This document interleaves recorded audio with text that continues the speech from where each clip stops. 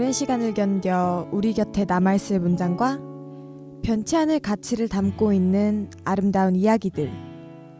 안녕하세요 여러분, 환상세계의 김규리입니다.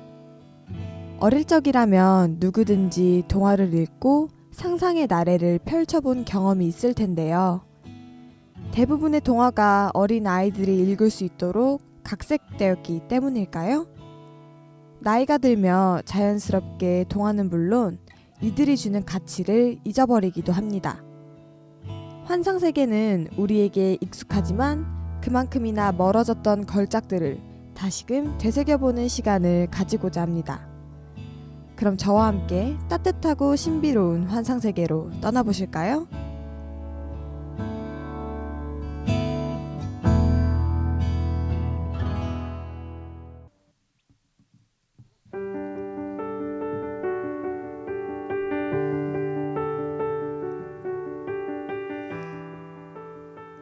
오늘의 환상세계가 만날 작품은 호두까기 인형입니다.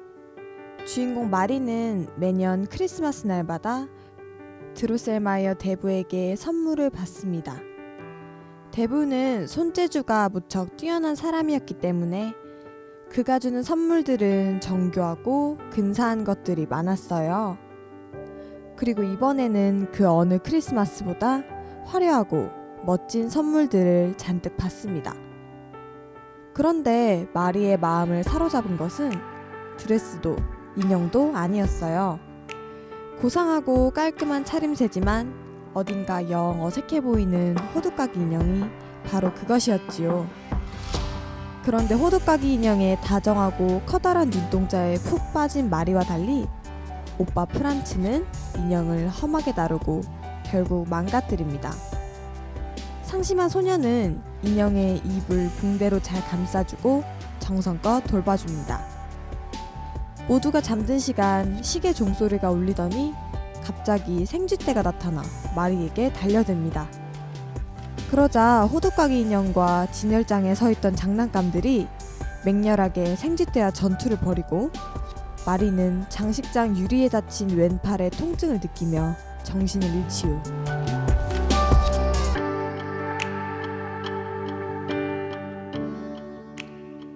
잠에서 깨어난 마리는 드로셀마이어 대부에게 간밤에 벌어진 일을 이야기합니다. 그러자 대부는 호두까기 인형의 전설을 이야기해주죠. 옛날 옛적 어느 왕의 잔치에 오를 음식을 생쥐들이 모두 먹어치웁니다. 왕은 생쥐들을 잡을 덫을 놓았고 이에 화가 난 생쥐 여왕이 공주의 얼굴을 물어버려요. 어여쁘기로 칭송받던 공주는 흉측하게 변하고 트라카툭 호두를 먹어야 저주가 풀리게 되지요. 그런데 트라카툭 호두는 너무나 단단했고 온 나라가 호두의 껍질을 부술 수 있는 청년을 찾습니다. 기적적으로 나타난 한 청년이 호두를 깨물어 공주의 저주를 풀지만 생쥐왕이 그 청년을 호두까기 인형으로 만들어버립니다.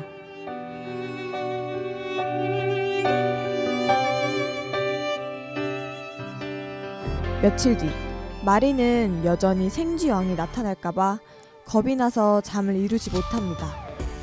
그런데 두려움에 떨고 있는 마리를 찾아온 것은 생쥐왕을 격퇴한 호두까기 인형이었죠. 호두까기 인형은 자신에게 칼을 준 마리에게 감사의 표시로 그녀를 인형의 나라로 초대합니다. 진기한 인형들로 가득한 나라에서 꿈을 꾸듯 지내던 마리는 어느새 용맹하고 친절한 호두까기 인형을 사랑하게 됩니다. 어느 날 잔치에 참석한 소녀는 정신이 몽롱해지는 것을 느끼다가 잠에서 깨어나며 그녀의 방으로 돌아옵니다. 때마침 드로셀마이어 대부가 조카와 함께 마리를 찾아와요. 그리고 둘만 남게 되자 이 젊은 청년이 정중하게 한쪽 무릎을 꿇고 마리에게 청혼하죠. 그가 바로 저주에 걸렸던 호두까기 인형이었던 것입니다.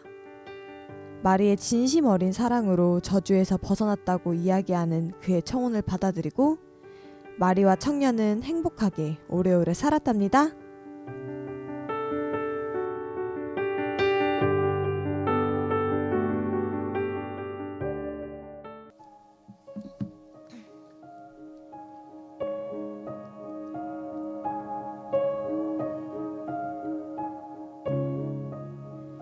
호두까기 인형의 작가 호프만은 그리 행복하지 못한 가정에서 자라났습니다.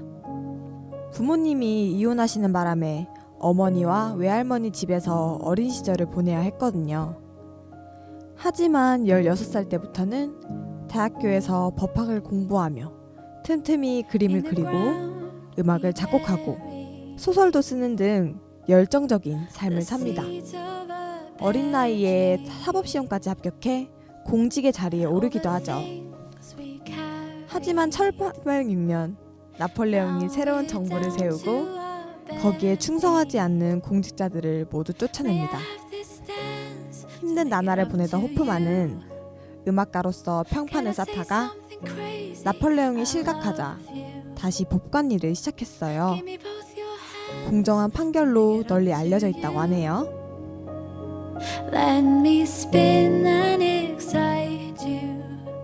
그해 9월 베를린으로 이사한 호프만은 숨을 거두기 전까지 8년 동안 작가로서 화려한 시절을 보냅니다.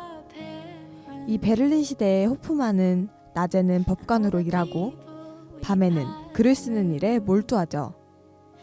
일터에서 돌아오는 길에는 낭만주의 작가들과 늦게까지 술을 마시기도 하는데 이러한 생활이 그를 환상의 세계로 이끕니다. 호프만은 독특한 작품 분위기와 자유가 흐르는 천재 기질로 길이 남을 작품들을 많이 썼지만 너무 열심히 업무에 열중한 탓에 건강을 심하게 해치게 됩니다. 1822년 46살의 나이로 세상을 떠난 호프만은 보를레르, 포우와 같은 위대한 작가들에게 큰 영향을 미쳤고 오페라 작곡가들에게 영감을 준 천재적인 작가로 우리들 곁에 남아 있습니다. Let me spin and excite you. You got